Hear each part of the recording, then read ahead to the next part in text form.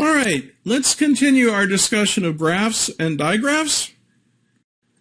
We'll go through an example now of using Kahn's algorithm. And yeah, you saw how short it was to describe. It really is pretty straightforward to use too. So here goes.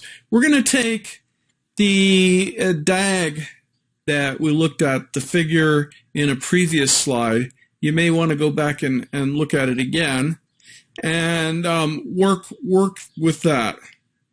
Okay? The vertices for that DAG were A, B, C, D, E, F, and G. Here I'm going to put them in the list, capital V, in some arbitrary order, right? I stress that there's nothing really here but an arbitrary ordering of the vertices. Okay. So as we go through the algorithm, first thing we have to do is scan this list V and identify the vertices that have inDegree 0. And every inDegree 0 vertex that we encounter needs to be copied into the list capital S. Okay? Well, in this example, capital A is the only vertex with inDegree 0. So it's the only vertex that gets copied into S. Okay? The inner loop then causes that vertex A to be transferred out of S and into the list T. So we end up with S being empty now, and T contains A, and that terminates, the fact that S is empty terminates the inner loop. So A also gets removed from V, and in fact, it's really no longer part of the DAG at all, okay? A, together with all the arcs out of A, have been taken out of the DAG, okay? And V now looks like this. Okay, as I say, the inner loop has just terminated, and it's time to go back to the top of the outer loop and take another pass through the outer loop. Okay, when we take this next pass through the outer loop, once again, V, the list V will be for vertices of inDegree 0, and the only one encountered this time will be vertex E, right? Yeah, go back and look at the figure if it helps. Because now with vertex A gone, vertex E has now become an inDegree 0 vertex. So it gets copied into S. Okay? And then the inner loop does similar to before. It transfers that E, that vertex E, from the list S and puts it into the list T. Okay? The vertex E is also removed from V. Okay? And frankly, taken out of the DAG. And the inner loop, again, terminates.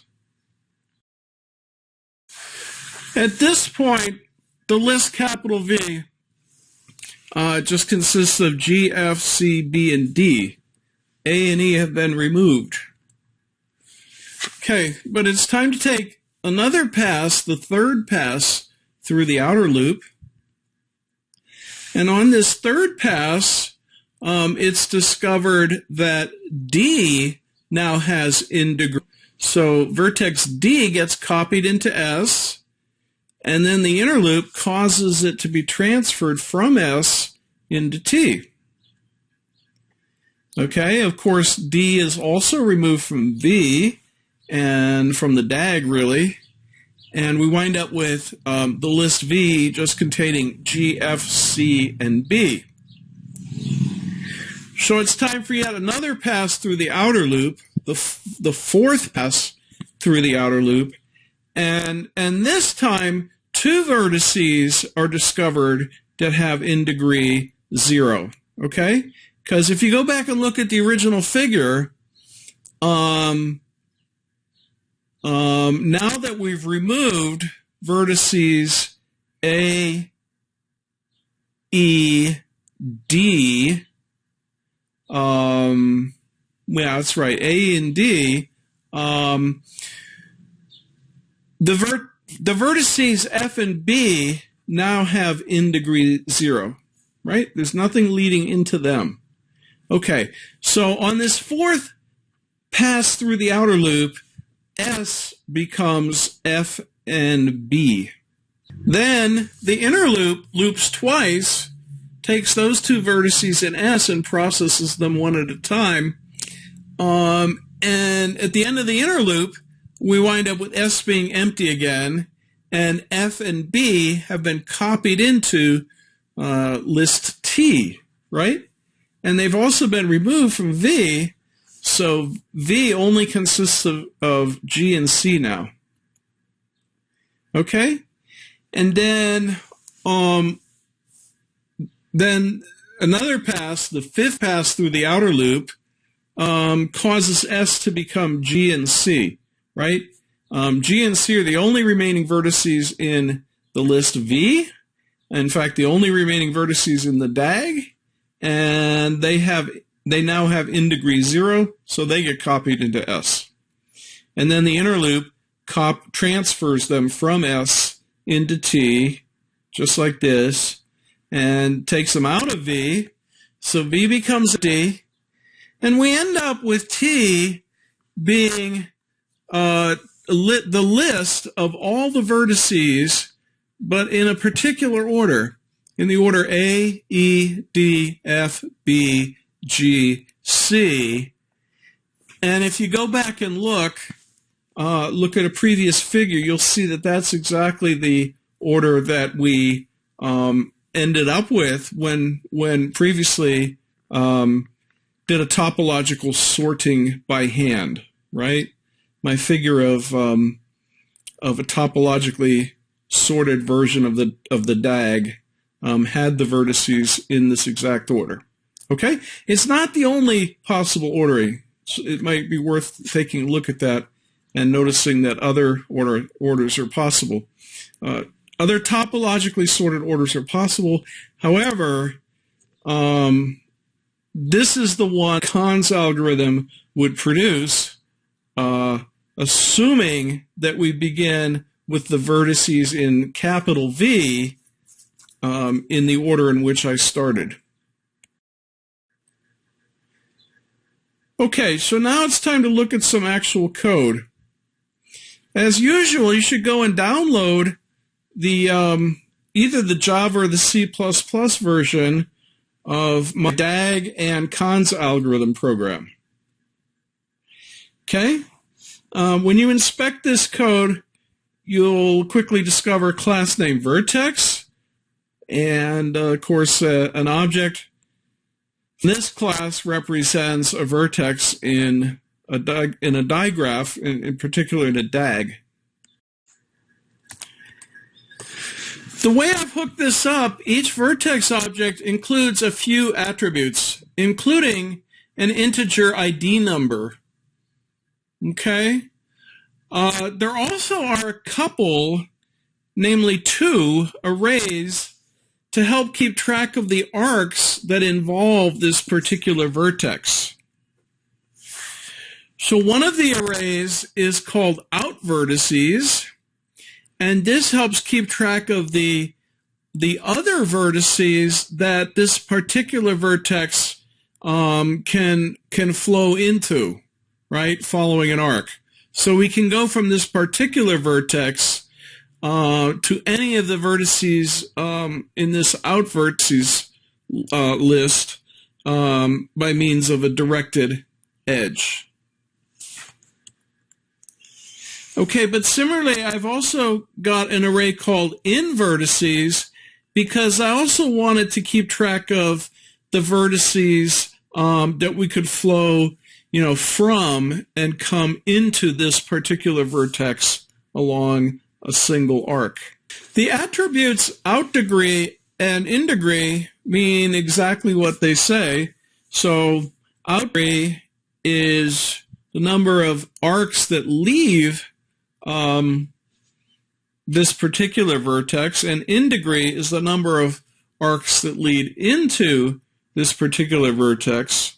And so we can also say that outDegree is the number of vertices that are maintained in the list out vertices, and inDegree is the number of vertices maintained in the list in vertices. There are a number of methods provided for the purpose of adding vertices to a digraph and also adding arcs and so forth. There is a class called Digraph, and an object from this class represents a digraph as a whole.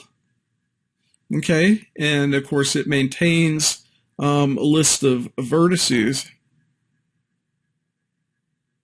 Okay, so an object from Digraph maintains vertices, objects from the class vertex, and the arcs between them. The arc information is by means of the out vertex and the in vertex lists. Okay, there's some code that tests Kahn's algorithm, and it does this by first calling a method called buildDigraph that will build up a DAG. Every vertex is identified by means of a 2-digit ID. This was not really necessary. I mean, it could have any number of ways to keep track of vertices, but be that as it may, I have vertex ID number inside each vertex. Okay, and so the function Kahn, which implements Kahn's algorithm, has two arrays, S and T, right? So as we were discussing Kahn's algorithm, we spoke about the list S and the list T, but in fact, I'm actually using arrays here. And these arrays are going to hold vertex ID numbers. Okay, but other than that, they pretty much are, the implementation here is pretty much just, a true rendering of the pseudocode that we discussed earlier. So the function Kahn takes a digraph object that it's being asked to topologically sort. And the first thing it does is it makes a copy of the entire digraph. Because as we said, Kahn's algorithm proceeds by shrinking the digraph that it works with. It keeps systematically removing things, vertices and arcs from the digraph. So what I have this function Kahn doing is making a copy of the digraph that it's being asked to topologically sort, so that it can work with that copy and leave the original digraph object alone. Okay, this is pretty much just indicating that the code proceeds along the lines of the algorithm pseudocode we described. Okay, copying from S to T. This then is a portion of the Java version of the code I have for Kahn's algorithm, and as you can see, little d denotes a digraph as a whole. And if you go look at the digraph class, you'll see that it maintains a list of vertices in an attribute, a variable called vertices, I believe. Yeah, and actually that serves the purpose of the list capital V that we had in the pseudocode. If you recall, capital V was a list of all the vertices of the digraph, right? So I don't have a capital V in this code. Instead, you'll find that there's a list called vertices inside the digraph.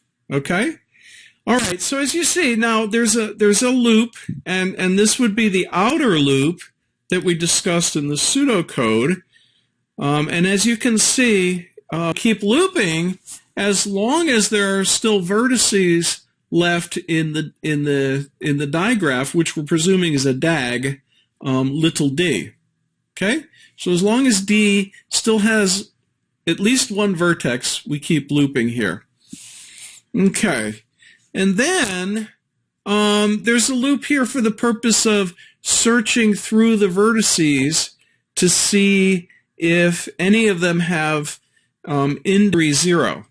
Okay, so I think this is pretty clear. The for loop is set up for the purpose of searching, and then there's a conditional statement that basically tests the vertices one by one get tested, and if anytime a vertex is encountered whose inDegree is 0, you see it gets copied into, actually its ID number. Its ID number gets copied in vector S.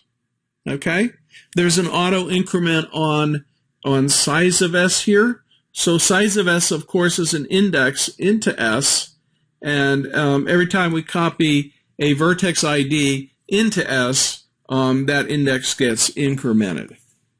Okay, that should be a pretty standard kind of thing to you by now.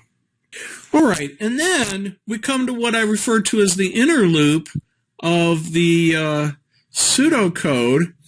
Okay, and inside that loop continues as long as S is not empty, right? As long as there's still something in S. And as I said in the pseudocode, it takes a look at the first thing in S. So VID now becomes the ID number, first one that's stored in S. And it gets removed from S. In order to remove it, because I'm maintaining these IDs in an array, and I want to remove the first one, well, I need to shift all the other ones to the left. Okay, right, because I'm taking out the first one. Okay, so there's a little for loop here that just shifts ID numbers down. Okay, and I've decremented size of S, so effectively, we've just removed a ID number, a vertex ID number from S has just been removed. And as you see, that vertex ID number, VID, then gets added to the array T. Okay? And so this effectively is transferring a vertex ID number from the array S to the array T. Okay, and then that same vertex gets removed from the digraph. Okay, so the remove vertex method, as the name suggests, of course, is going to remove the vertex whose ID number is VID from the digraph, little d. Okay, so that implements, everything that went on inside the inner loop in the pseudocode. The C++ version is really quite similar. Hopefully, if you're a C++ programmer and not a Java programmer, you weren't thrown by anything you just looked at. It's really quite the same. Certainly, you want to take a look at the C++ version, though. And there are a number of details, so I encourage you to step through that code, play with it. As usual, if you have questions, maybe put some diagnostic messages in. Test it out until you really properly understand it.